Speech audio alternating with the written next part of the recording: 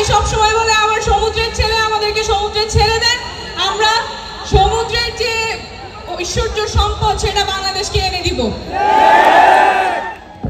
আপনারা অনেক সাহসী, অনেক প্রতিবাদী। গত বছর আপনারা যে প্রতিবাদ করছেন, যা প্রতিরোধ করছেন, আপনাদের সন্তানরা, আপনাদের ভাই বোনরা রাস্তায় নেমে গেছে কিসের জন্য? আপনারা নাকি পরিবর্তন বুঝেন না, আপনারা নাকি সংস্কার বোঝেন না। শুধুমাত্র নির্বাচনের জন্য, শুধুমাত্র চেহারা পরিবর্তনের জন্য, যারা ক্ষমতায় আছে তাদের চেহারা পরিবর্তনের জন্য মানুষ রাস্তায় নামে নাই।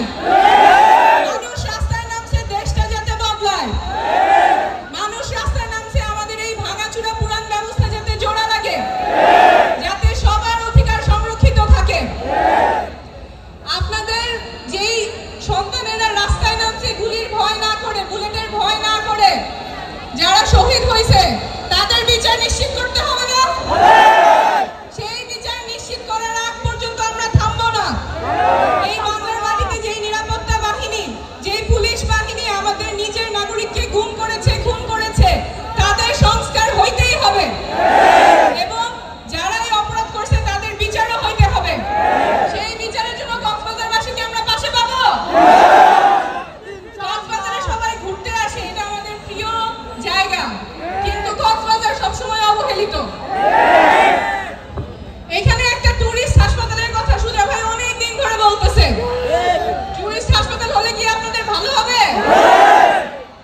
আমরা দেশ গড়তে জুলাই পদযাত্রায় সব জায়গায় যাচ্ছি, আপনাদের সবার সমস্যার কথা শুনতেছি, স্বপ্নের কথা শুনতেছি, আশা আকাঙ্ক্ষার কথা শুনতেছি, যাতে আমাদের রাজনীতি আপনাদের জন্য হয়।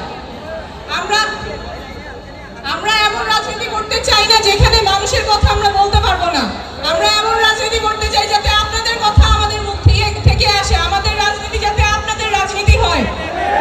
এবং এই জন্য আপনাদের কক্সবাজারের কৃতি সন্তান, আমাদের যুগ্ম সদস্য সচিব এস এম সুজা ভাই